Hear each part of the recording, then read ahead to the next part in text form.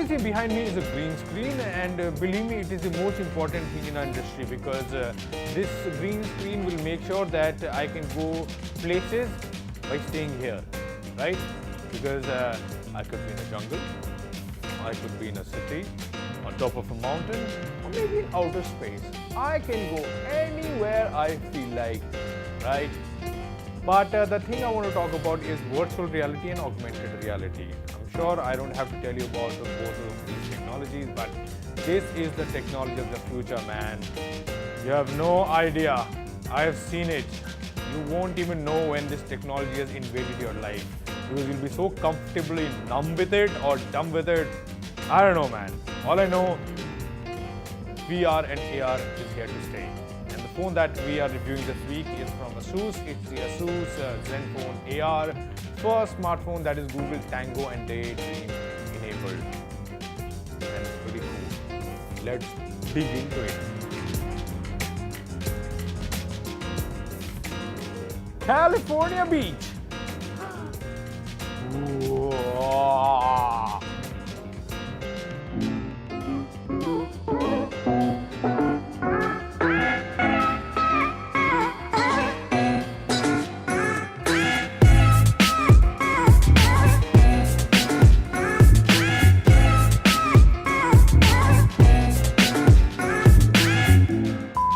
Asus Zenfone AR is the first smartphone in the world that is both Google Tango and Daydream enabled.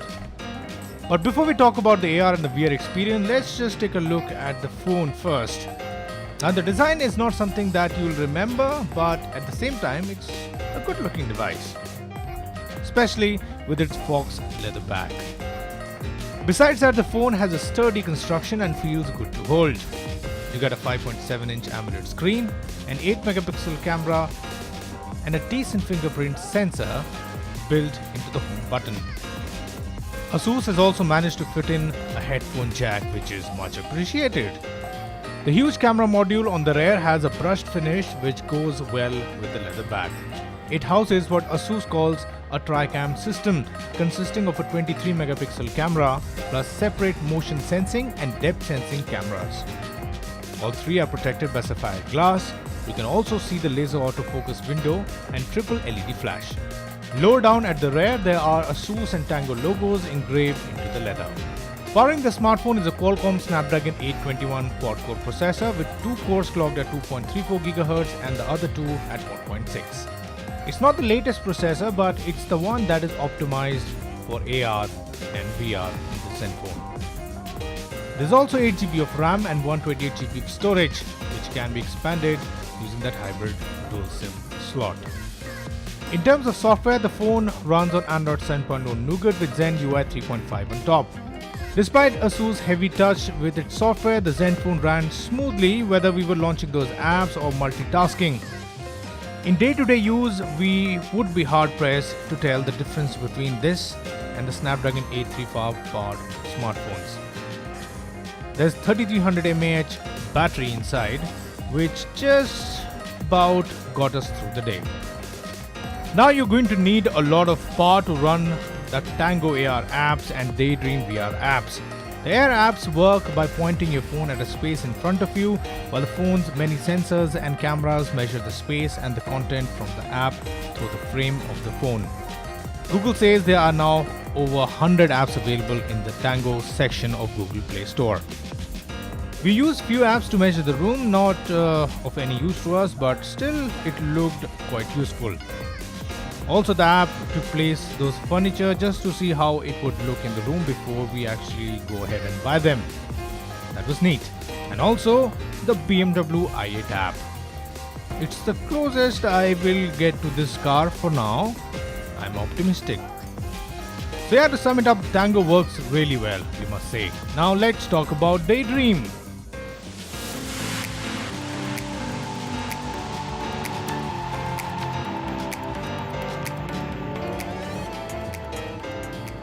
You have to start the Daydream app on the Zenfone AR, slip on the Daydream VR headset, which you have to buy separately, and then connect the headset to a small handheld controller to get started. I enjoyed using Daydream more than I did the AR apps, which is surprising. There's also more daydream content, which is basically 360-degree videos. And while using the VR headset, I was actually disconnected from the real world for some time. Now, at the heart of Asus camera cluster is a 23 megapixel sensor, and in addition to helping augmented reality, it also happens to click those beautiful pictures. We were really impressed with the picture quality in this one, and same goes for the front-facing camera as well. Alright then, so should you be investing 50,000 rupee on the Zenfone AR? Well, let me just break it down for you, the good part and the bad part. We'll start with the good first. Yes, the Tango and the Daydream experience of this phone is pretty awesome, man, I have to confess. I also love the display, the camera quality is surprisingly very good, and the audio quality is also pretty good. Now the not so good part. Well, I am a fan of pure stock Android experience, so Zen UI doesn't really excite me all that much, but yeah, if it's not a problem for you, then it's not a problem for you, right? Other thing is the battery life. We expected a bit more, especially when you have all these things running, but when all these things are running, the battery of course takes a toll. Next thing is that with Google Tango, certain apps were didn't work as per the expectation, but that is somewhere acceptable. And the final thing, which is I think the most important question, the USP of this phone, of course, is the Tango and the Daydream experience, and you'll buy this phone if this technology, this experience really excites you.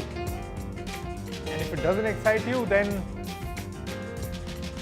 it's a good phone. But at the end of the day, you decide.